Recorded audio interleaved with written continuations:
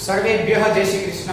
Saraswati group of education की ये online video lecture में मैं जगदीश दवे आप सभी विद्यार्थियों का एक बार फिर से हार्दिक स्वागत करता हूँ। कैसे हो सभी? मजे में हो गए ना दोस्तों? तो दोस्तों देखते हैं आज के दिन संस्कृत कक्षा 6 चैप्टर नंबर 3 लेखनम, जिसका नाम है लेखनम। उसका मीनिंग होता है लेखन। उसका मीनिंग होता है लेखन यानी कि लिखना। कोई भी भाषा हो उसमें महत्व का जो कोई पार्ट होता है बच्चे, तो वो है लेखन, है ना। लेखन के बिना या अच्छा लेखन बहुत जरूरी होता है।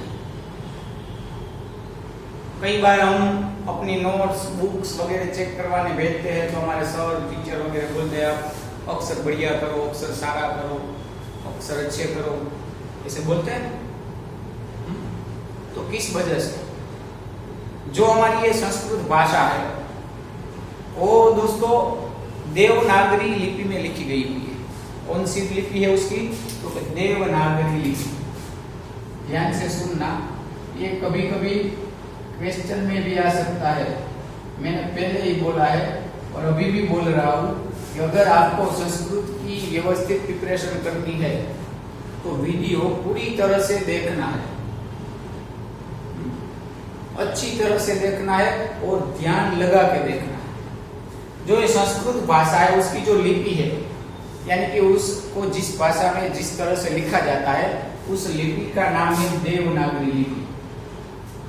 क्या नाम है उसका? देवनागरी लिपि। और संस्कृत भाषा को हम देव भाषा भी बोलते हैं, क्योंकि देवों की जो भाषा है वो संस्कृत है। प्रायः आज से कई हजारों साल पहले पूरे विश्व में एक ही भाषा थी और वो थी संस्कृत भाषा, और उसकी लिपि थी देवनागरी लिपि। संस्कृत भाषा ये सभी जगह बोली जाती थी। आज भी कर्नाटक में या शायद केरल में एक ऐसा गांव है जहां पूरे की पूरी संस्कृत भाषा ही बोली जाती है। अगर हमको कोई चीज खरीदने के लिए हम कोई मॉल में जाते हैं, कोई दुकान पे जाते हैं, बस में जाते हैं, ट्रेन में जाते हैं, तो गांव का नाम मैं भूल गया हूँ, मगर केरल या कर्नाटक में एक आज भी एक ऐसा गांव है कि वहां बोलने में संस्कृत भाषा की उपयोगिता होती है। तो हमारे लिए वो गर्व की बात है। जो हमारी संस्कृति है, जो हमारी प्राय मूल जो भाषा है वो इन लोगों ने बचा के रखी है, और हमको तो संस्कृत का कुछ ज्ञान ही नहीं है। अगर संस्कृत भाषा सीखनी है तो उसमें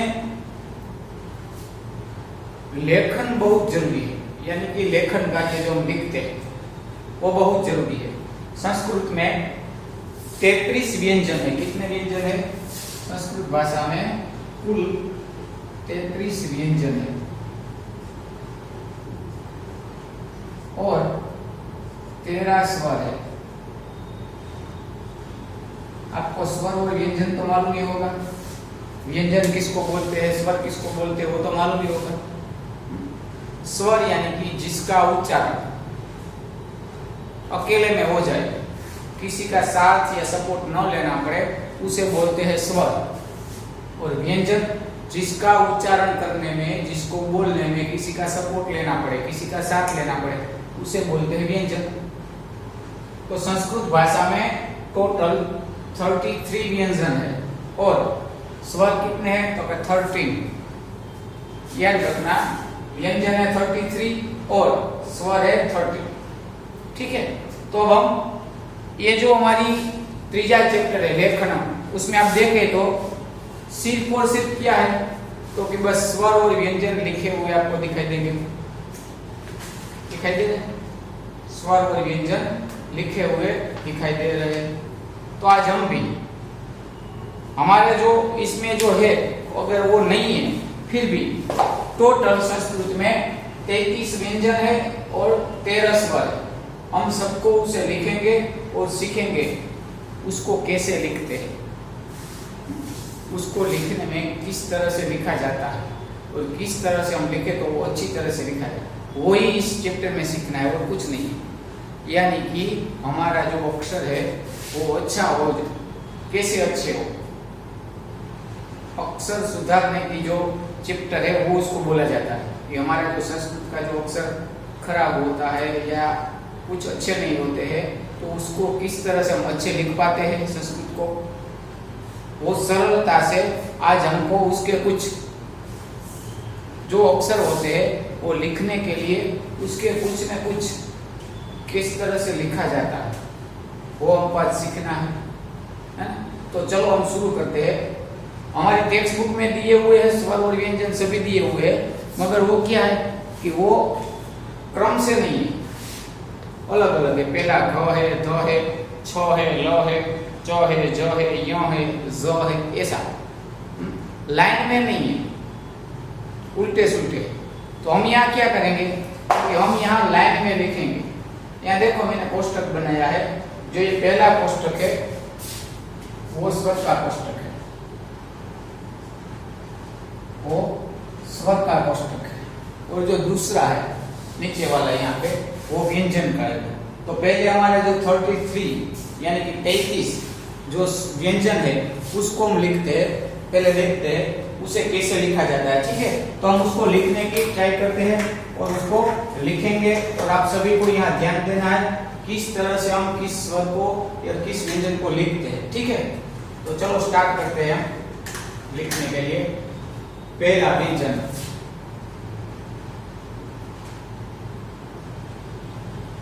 देखो क, हमने कैसे लिखा यहाँ, आपको अच्छी तरह से देखना है कहाँ से हम उसको घुमाते हैं, किस तरह से लिखते हैं, वो सब आपको देखना है। पहला है क, दूसरा क्या आता है ख, दूसरा आता है ख, तीसरे नंबर पे आता है ग, गणपति का ग जो हम बोलते हैं ना ग। उसके बाद आता है घ। देखो ये घ और ध दोनों में थोड़ा ही डिफरेंस है, थोड़ा ही, बराबर। तो आपको खास याद रखना है घ ऐसे लिखना है। उसके बाद संस्कृत में आता है ग, क्या आता है ग। इसी तरह से लिखा हुआ होता है, यहाँ बीच में अनुस्वर होता है और उसको हम क्या बोलते हैं, ड बोलते हैं, उच्चारण उसका ड, मगर उसका उच्चारण ड नहीं होता, उसका उच्चारण होता है ग। ग जो होता है उसको हम नासिका के द्वारा यानी कि नाक के द्वारा हम बोलने की कोशिश करेंगे। आप ग को नाक से बोल लीजिए, ग कौन सा उच्चारण हुआ ग, तो इसको बोलते हैं ग। उसके बाद आता है च, जो हम चिड़िया का च बोलते हैं ना, च, ठीक है। उसके बाद आता है छ, छाते का छ। देखो मैं किस तरह से लिखता हूँ वो आपको खास देखना है और इसी तरह ऐसे अच्छे अक्षर से लिखना है। छ के बाद क्या आता है तो कि झ, झ। छ के बाद क्या आता है तो ज। देखो उच्चारण में भी बहुत सारा फर्क है, ये झ है और ये ज है, झ और ज। और उसके बाद आता है य, क्या आता है संस्कृत में आता है। ऐसा कोई स्वर आपको व्यंजन दिखाई जाए तो उसको क्या बोलते हैं य। जिसको ग को बोलने के लिए ग को हम नाक से बोलते थे तो ग होता है, उसी तरह से जो हमारा यकार है स्वर में व्यंजन में आएगा यकार, यकार को नाक से बोलना है य, यकार को नाक से नासिका से उच्चारण करना, इसका उच्चारण होगा य। उसके बाद में आता है ट, ट, ठीक है। उसके बाद में आता है ठ। देखो मैं किस तरह से लिखता हूँ, आपको खास ध्यान देना है। ट बाद में ठ, उसके बाद में ड, ड, उसके बाद में ढ, और उसके बाद में हण, ठीक है। उसके बाद में कौन सा आएगा आपको मालूम ही पड़ गया होगा। हण के बाद में कौन सा आता है, यस, वेरी गुड, आता है तो। उसके बाद में गुड। उसके बाद में आता है थ। उसके बाद में ड, गुड।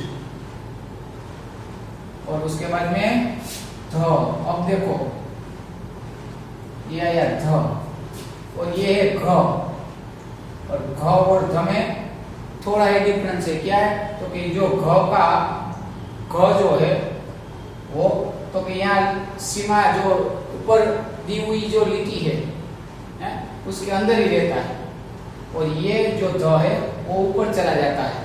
घ जो देवनागरी लिपि में ऊपर जो लिखी होती है उसके अंदर रहता है, और ध उसके ऊपर जाता है। ठीक है, थोड़ा ही डिफरेंस है, मगर हम अगर लिखेंगे नहीं तो घ की जगह हम ध बोलेंगे और ध की जगह हम क बोलेंगे, है ना। चलो ठीक है, आगे बढ़ते। ध के बाद क्या आता है न। ठीक है, उसके बाद क्या आएगा तो कि प। प के बाद फ। देखो अब ये क है और ये फ है, इन दोनों में भी थोड़ा ही डिफरेंस है। जैसा ध और घ में क लिपि के नीचे है और प का जो पंखिया है वो ऊपर चला जाता है। ठीक है, फ। उसके बाद क्या आता है ब। उसके बाद आएगा भ। उसके बाद आएगा म। देखो भ और म उनमें भी थोड़ा सा डिफरेंस है। भ में क्या है तो भ में आगे से इसे झुका हुआ है और म सीधा है ना। भ और म उसमें भी थोड़ा ही डिफरेंस है। ठीक है, चलो आगे क्या आता है य। Very good. उसके बाद में र। उसके बाद में क्या आएगा वेरी गुड ल। उसके बाद में व। ठीक है, अब देखो व और ब उसमें भी थोड़ा ही डिफरेंस है। क्या डिफरेंस है, सिर्फ ब में बीच में आड़ा लिटा है और ब में कुछ नहीं है। ब में बीच में खाली है और ब में बीच में लिटा है ना। थोड़ा ही डिफरेंस है। य र ल व। बाद में क्या आता है स।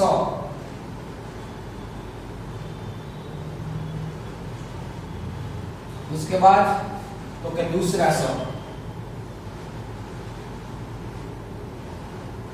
उसके बाद तीसरा स। देखो ये 3 स है। संस्कृत में इसको दंतीय स बोलते हैं, इसका उच्चारण दांत से होता है। इसको तालव्य बोलते हैं और उसको मूर्धन्य बोलते हैं। ठीक है, उसके बाद आता है ह। ठीक है, उसके बाद आता है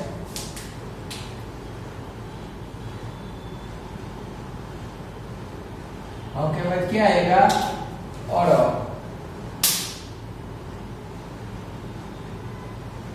देखो ये अड़ है तो अड़ और क में भी देखो थोड़ा ही डिफरेंस है। क का जो पंखिया है वो नीचे तरफ है और यहाँ अड़ का दोनों मिक्स है, साथ में जुड़े हुए। ठीक है, उसके बाद क्या आएगा क्ष। क्षत्रिय का क्ष, और उसके बाद लास्ट वाला ग्न, यज्ञ का ग्न।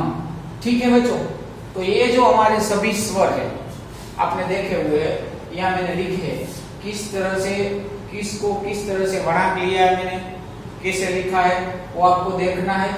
फिर से एक बार बोलता हूँ क ख ग घ ङ च छ ज झ ञ ट ठ ड ढ ण त थ द ध न प फ ब भ म य र ल व श स स ह र क्ष और ग्न।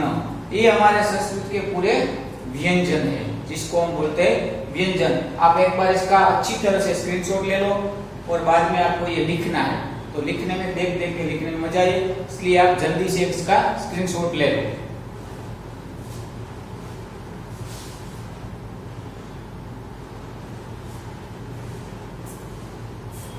ठीक है, ले लिया। अब हम बात करने जा रहे हैं, ये बात हुई स्वर की, आपको स्वर मालूम हो गए। अब हम बात करेंगे व्यंजन की, किसकी बात करेंगे हम?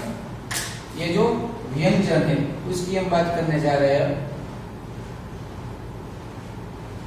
तो व्यंजन कितने हैं, सॉरी स्वर कितने हैं?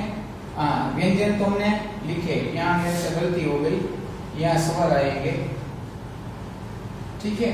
और यहाँ मैं गलती से मैंने लिख दिया था, यहाँ आएंगे व्यंजन, बराबर।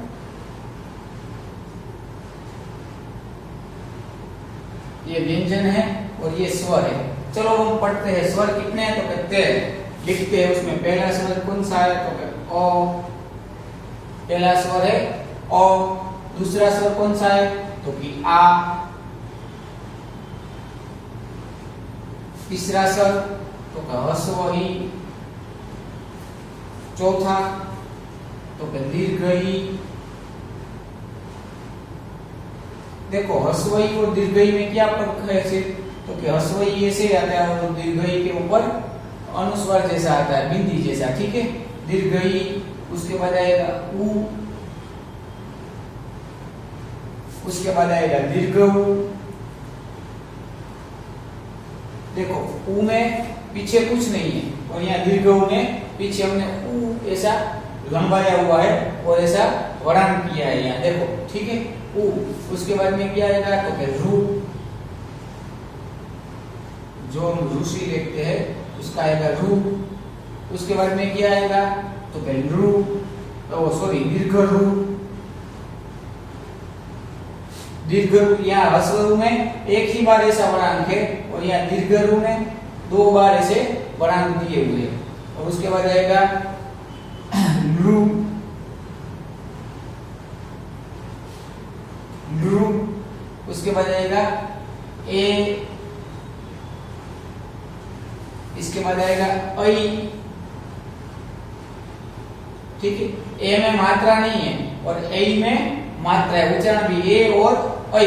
उसके बाद में आएगा ओ, और उसके बाद में लास्ट आएगा औ।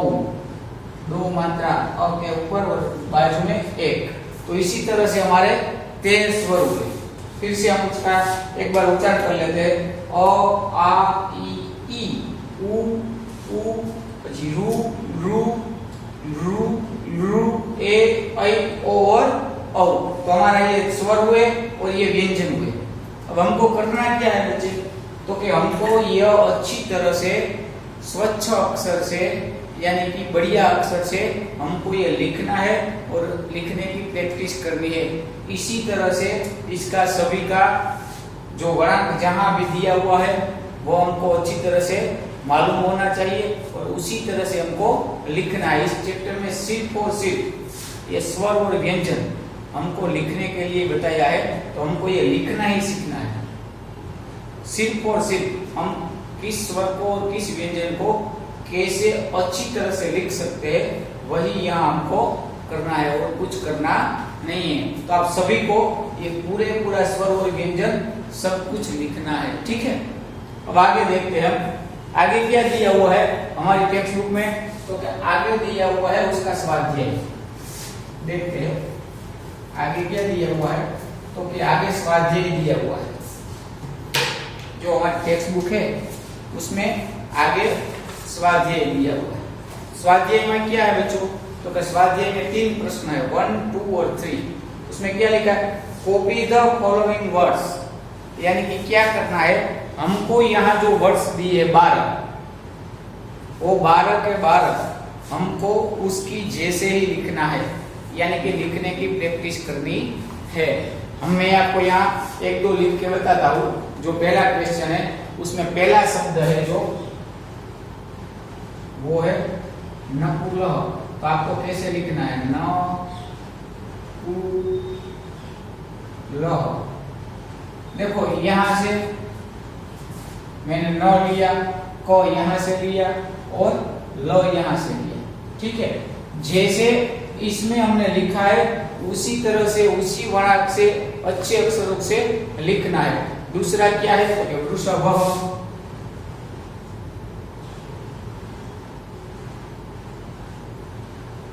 वृषभ, तो हमको ये लिखना है। ठीक उसी तरह से यहाँ स्वाध्याय में पहले प्रश्न में 12 शब्द दिए हुए, तो 12 के 12 हमको CW बुक में लिखना है। उसके बाद question number 2, copy the following line of the poems, यानी कि हम जो आगे पढ़ गए हैं जो श्लोक उसको बोलते हैं पोएम्स, तो श्लोक की जो पंक्ति दी हुई है यहाँ वो सब लिखनी है अच्छे अक्षर से, और कुछ नहीं करना है। क्या करना है तो कि अच्छे अक्षर से लिखना। उसमें पहले पंक्ति में लिखता हूं, यहाँ देखो आप, पहली पंक्ति है सर्वे भवन्तु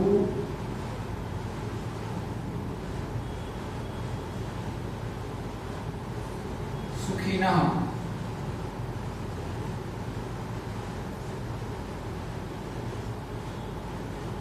ठीक है, सर्वे भवन्तु सुखिनः।